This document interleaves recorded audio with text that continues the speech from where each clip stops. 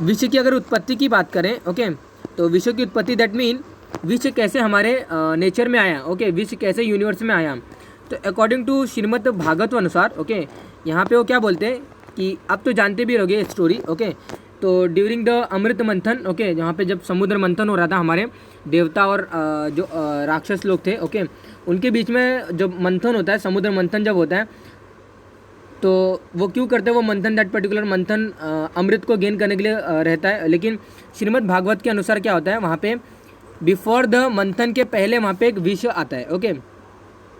तो वहाँ पे जो अमृत को गेन करना चाहते थे बाय समुद्र मंथन के द्वारा, उसके पहले वहाँ पे विष का वहाँ पे उनको मिलता है, ओके। वो बाहर आता है, समुद्र से बाहर निकलता हुआ उनको दिखा देता है, ओके। तो अल्टीमेटली वो क्या करता है, ये देखिए, उस विषय को क्या करते हैं भगवान शिव को, वो उनको लेने के लिए बोलते हैं, ओके।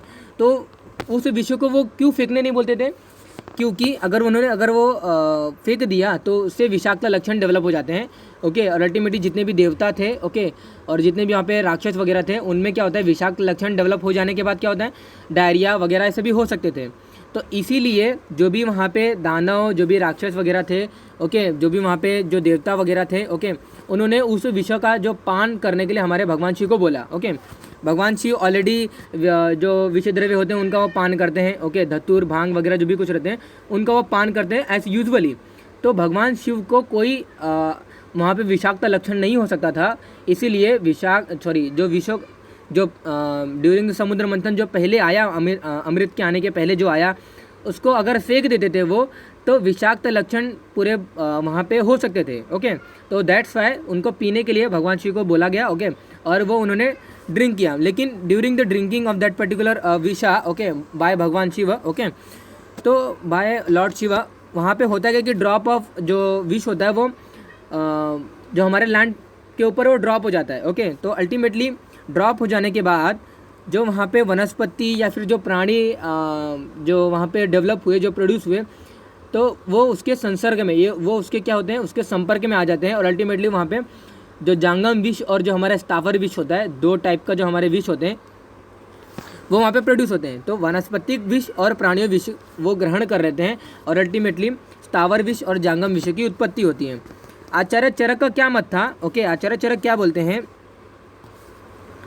वो बोलते हैं कि जब अमृत का मंथन यानी कि समुद्र का मंथन हो रहा था, ओके, क्षीर समुद्र में, ओके, तो वो क्या बोलते हैं कि वहाँ पे पहले ये अलग अलग मत है, ओके, अलग अलग वहाँ पे अलग अलग शास्त्रों का अलग अलग मत है, ओके। श्रीमद् भागवत अनुसार वहाँ पे पहले विष आया था, लेकिन वहाँ पे आचार्य चरक के मत अनुसार क्या होता है, ओके। तो ये सभी स्टोरी ऑलरेडी हैपन हो चुकी है before our Acharya Charak, okay. तो जब आचार्य चरक जब वो जिस ईशा पूर्व में वगैरह जब रहते थे वो, ओके, उसके पहले ही, ओके, उसके पहले ही ये दिस पर्टिकुलर जो सिचुएशन है वो हो चुकी थी, ओके। तो during the description of their संहिता वो बोलते हैं, आचार्य चरक जी बोलते हैं कि जब मंथन हो रहा था तो वहाँ पे भयावह स्वरूप वाला एक पुरुष वहाँ पे डेवलप होता है, वो प्रोड्यूस होता है, ओके, वहाँ पे प्रकट होता है। और अल्टीमेटली जब वो प्रकट होता है तो वहाँ पे जितने भी दानव वगैरह, जितने भी देवता वगैरह थे वो विषाक्त हो जाते हैं, ओके, विषाद हो जाते हैं, उनमें विषाक्त लक्षण डेवलप हो जाते हैं, ओके।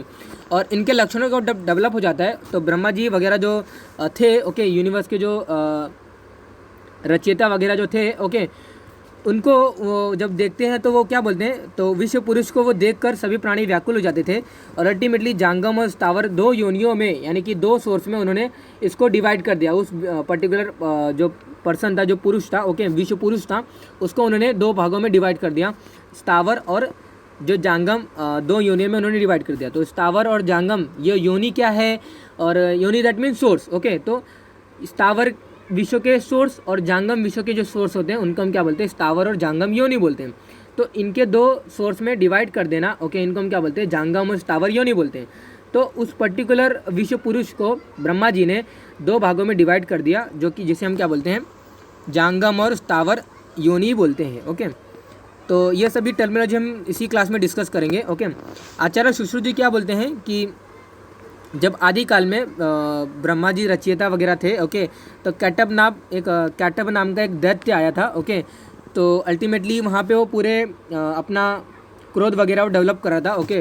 तो उसको ओवरकम करने के लिए क्या होता है, वहाँ पे जो हमारे ब्रह्मा जी वगैरह थे, ओके, वो वहाँ पे एंटी कैटअप, ओके, यानी कि जो एंटीजन अगर डेवलप हमारे बॉडी के अंदर चले जाता है तो एंटीबॉडी डेवलप प्रोड्यूस होती है। तो in that same way anti कैटअप, दैट मीन कैटअप को नष्ट करने वाला एक पर्टिकुलर वहाँ पे वो प्रोड्यूस करते हैं। ओके, तो वहाँ पे ये देखिए लिखा गया है, कैटअप के वध के पश्चात, ओके, तो उसको वहाँ पे मुख से ब्रह्मा जी अपने मुख से क्रोधित अति भयंकर स्वरूप धारण कर वहाँ पे कैटअप का नाश कर दिया। ओके, और अल्टीमेटली वहाँ पे क्या होता है, इनके जो बॉडी थी, कैटअप की जो बॉडी थी वो बढ़ने लगा। ओके, तेज को देखकर देवता विषाक्त हो गए और वहाँ पे विष अल्टीमेटली उन्हीं को हम बोलते हैं। ओके, तो अलग अलग यहाँ पे मिथोलॉजिकल हिस्ट्री बनती है। ओके, उस तेज को देखकर देवता विषाक्त युक्त हो गए और जिसके कारण उसे विष कहा जाता है। और ब्रह्मा जी उसी क्रोध के तेज को स्थावर और झांगी योनियों में स्थापित कर दिया। ओके, तो जो तेज प्रोड्यूस हुआ था, जो उष्णता जो डेवलप हुई थी उस पर्टिकुलर सिचुएशन में, उस पर्टिकुलर इन्वायरमेंट में, उसको ब्रह्मा जी ने उन्होंने उसको क्या किया, स्थावर और जांगम योनियों में उसको डिवाइड कर दिया। ओके, तो थोड़ा सा इसको बोरिंग लगा होगा। ओके, थोड़ा सा वहाँ पे अल्टीमेटली ये मिथोलॉजिकल हिस्ट्री है। ओके, तो जो यहाँ पे वर्णित था, जैसे मैंने अभी आपको बताया।